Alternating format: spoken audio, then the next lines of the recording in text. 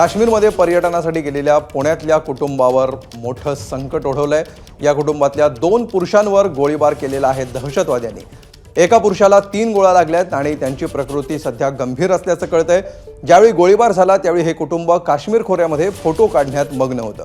त्यावेळी दहशतवादी आले आणि नाव विचारत अचानक गोळीबार करत सुटले।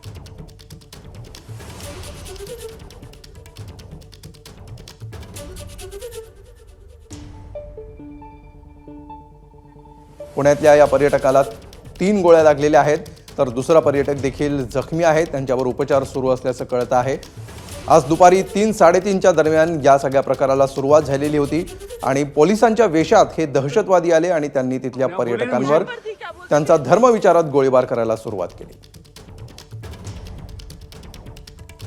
तर श्रीनगरमध्ये आज रात्री अमित शहा अधिकाऱ्यांसोबत उच्चस्तरीय बैठक घेणार आहेत आणि उद्या ते घटनास्थळाची पाहणी करणार आहेत। केंद्रीय गृहमंत्री अमित शहा श्रीनगरसाठी रवाना झालेले आहेत आणि काही वेळातच ते श्रीनगरमध्ये दाखल होत आहेत।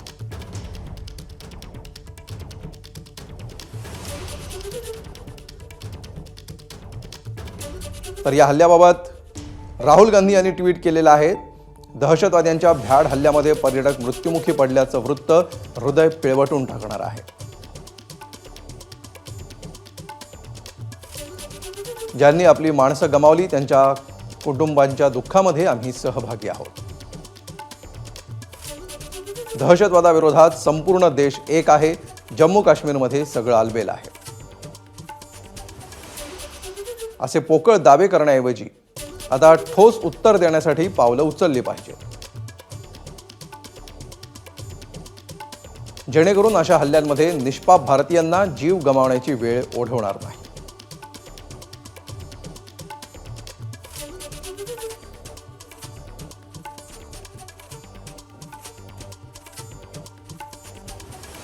तर निवृत्त ब्रिगेडियर हेमंत महाजन सध्या आपल्याबरोबर फोन लाईनवरून जोडले गेलेले आहेत।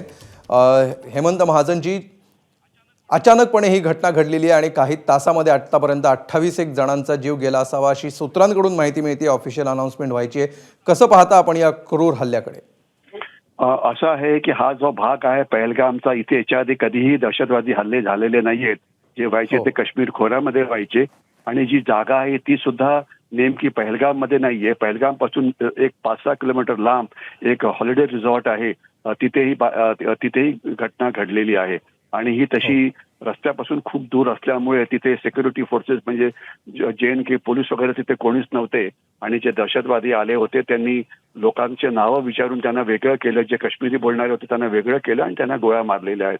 तर ही म्हणजे अतिशय दुःखद घटना आहे आणि ही घटनेची जी वेळ आहे ही अत्यंत महत्वाची आहे, कारण याच वेळेला भारताचे पंतप्रधान श्री नरेंद्र मोदी ही सौदी अरेबियाच्या दौऱ्यावरती आहेत।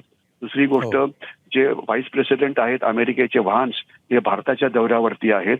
तिसरं, 1-2 आपले नेते ज्यांची नावं मी घेत नाही ते परदेशामध्ये फिरत आहेत आणि वेगवेगळी स्टेटमेंट देत आहेत। आणि 3 दिवसापूर्वीच जे चीफ ऑफ आर्मी स्टाफ होते पाकिस्तानी सैन्याचे मुनीर, त्यांनी एक इंटरव्ह्यू दिला होता की जो युट्यूबवरती किंवा टीव्हीवरती अवेलेबल आहे, की त्याच्यामध्ये त्यांनी खूप काही म्हटलं होतं की आम्ही भारताचा बदला घेऊ वगैरे वगैरे। तर थोडक्यात ते इतक्या लवकर बदला घेतील असं वाटलेलं नव्हतं, कारण त्यांची एक असं म्हणणं पण असतं की बलुचिस्तानमध्ये जी हिंसाचार चाललेला आहे त्याच्याकरता ते भारताला जबाबदार मानतात आणि म्हणून त्यांनी हा बदला घेतला असावा, अशा प्रकारचे सुद्धा विश्लेषण केलं जातं। परंतु याचं मात्र एक विश्लेषण जास्त महत्वाचं आहे की जोपर्यंत पाकिस्तान नावाचा देश आहे आणि जोपर्यंत त्यांना चीन मदत करतो आहे तोपर्यंत काश्मीरमध्ये शांतता निर्माण होणं हे शक्य नाही। काही ना काहीतरी निमित्त घडेल आणि हिंसाचार तिथे हा होत राहील, तर त्याकरता आपल्याला सदैव सतर्क हे राहावं लागेल। मला खात्री आहे की येणाऱ्या काळामध्ये दहशतवादी विरोधी अभियान होईल, कारण जे दहशतवादी काश्मीरमध्ये येतात त्यांचं आयुष्य 5-6 महिन्याहून जास्त नसतं। तर 5-6 महिन्यात ते मारले जातील याच्याविषयी माझ्या मनात शंका नाही। परंतु जे निरपराध मारले गेलेले आहेत त्यांच्याकरता आपण नक्कीच दुःखी आहोत।